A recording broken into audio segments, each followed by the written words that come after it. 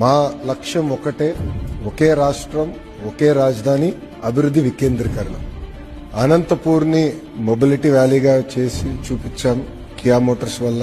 North Anantapur, కర్నూలులో ఇప్పటికీ పెద్ద ఎత్తున రెన్యూబుల్ ఎనర్జీ పెట్టుబడులు వస్తున్నాయి, పంప్ స్టోరేజ్ ప్రాజెక్టులు వస్తున్నాయి. ఇంకో పక్కన సిమెంట్ ఫ్యాక్టరీ కూడా మనం చూస్తే కొన్ని క్లియర్ చేసిన కొత్త ఫ్యాక్టరీలు 2 వస్తున్నాయి. ఇంకా 5-6 సిమెంట్ ఫ్యాక్టరీలు తీసుకొస్తాం. చిత్తూరు, కడపకు వచ్చే గల పెద్ద ఎత్తున ఎలక్ట్రానిక్స్ మ్యానుఫ్యాక్చరింగ్ ఎకో సిస్టమ్ గా తీర్చిదిద్దుతున్నాం. అనేక పెట్టుబడులు కూడా ఇప్పటికీ వచ్చినాయి. నెల్లూరు జిల్లా మీరు చూస్తే Sri City greater ecosystem లో కూడా అనేక పెట్టుబడులు ఈ ప్రభుత్వ అధికారులకు వచ్చిన తీసుకొచ్చాం. ఎల్జీ ఎలక్ట్రానిక్స్ కూడా పెద్ద ఎత్తున పెట్టుబడులు అక్కడ నెల్లూరు జిల్లాలో కూడా పెడతాం జరిగింది.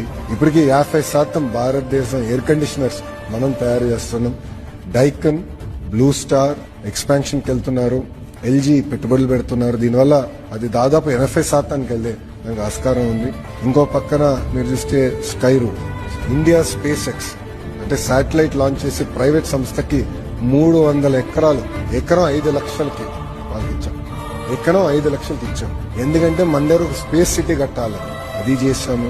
ప్రకాశం జిల్లాలో మీకు తెలుసు రిలయన్స్ ఇండస్ట్రీస్ పెద్ద ఎత్తున కంప్రెస్ బయోగ్యాస్ పెట్టుబడులు తీసుకొస్తున్నాయి. ఇప్పటికీ లీజ్ లో వాళ్ళకి భూములు కూడా ఇచ్చాం. ఆ వర్క్ స్టార్ట్ అవుతుంది. కృష్ణా, గుంటూరు వచ్చగల అమరావతి కాకుండా క్వాంటమ్ వ్యాలీ ఇక్కడికి వస్తుంది. జనవరి నుంచి క్వాంటమ్ కంప్యూటర్ అమరావతికి వచ్చి క్వాంటమ్ సంబంధించిన ఎకో సిస్టమ్ మొత్తం ఇక్కడ తీసుకొస్తున్నాం. ఉభయ గోదావరి జిల్లా ఆక్వా ఆల్రెడీ ఉంది, దాన్ని కూడా పెద్ద ఎత్తున ప్రోత్సహిస్తున్నాం. డిఫెన్స్ సంస్థలు కూడా అక్కడ తీసుకొస్తున్నాం. డైవర్సిఫైడ్ ఇండస్ట్రీస్ కూడా అక్కడికి వస్తడం జరుగుతుంది. ఇంకా ఉత్తరాంధ్రకు వచ్చే గల చాలా పెట్టుబడులు వచ్చినాయి. ఆసిలర్ Mittal, India's largest steel plant. Google, India's largest data centre eco system అక్కడ బిల్డ్ చేస్తున్నాం.